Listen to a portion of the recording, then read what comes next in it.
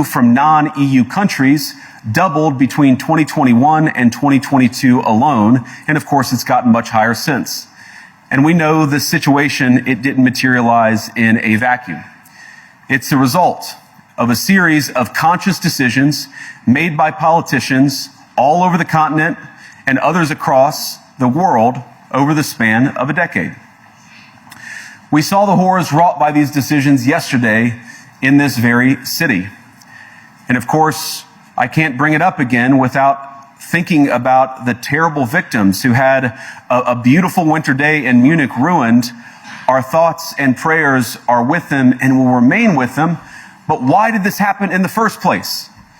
It's a terrible story, but it's one we've heard way too many times in Europe and unfortunately too many times in the United States as well. An asylum seeker, often a young man in his mid-20s, already known to police, rams a car into a crowd and shatters a community.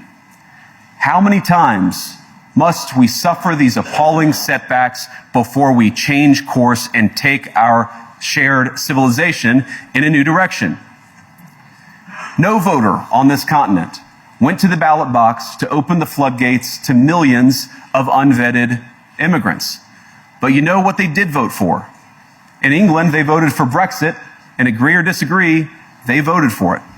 And more all over Europe, they're voting for political leaders who promise to put an end to out-of-control migration. Now, I happen to agree with a lot of these concerns, but you don't have to agree with me. I just think that people care about their homes, they care about their dreams, they care about their safety and their capacity to provide for themselves and their children.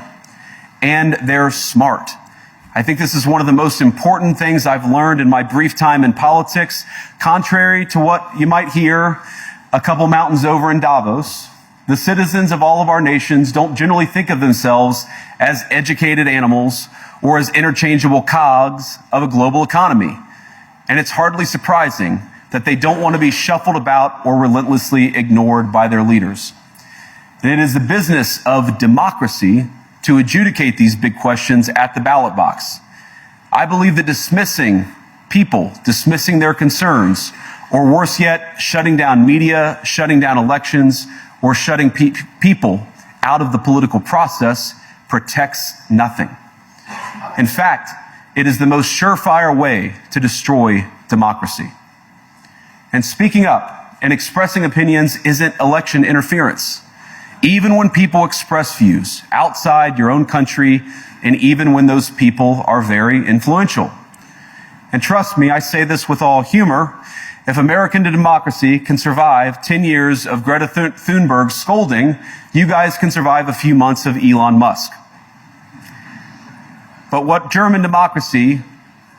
no democracy, American, German, or European, will survive is telling millions of voters that their thoughts and concerns, their aspirations, their pleas for relief are invalid or unworthy of even being considered. Democracy rests on the sacred principle that the voice of the people matters. There's no room for firewalls. You either uphold the principle or you don't. Europeans, the people, have a voice. European leaders have a choice. And my strong belief is that we do not need to be afraid of the future. You can embrace what your people tell you, even when it's surprising, even when you don't agree.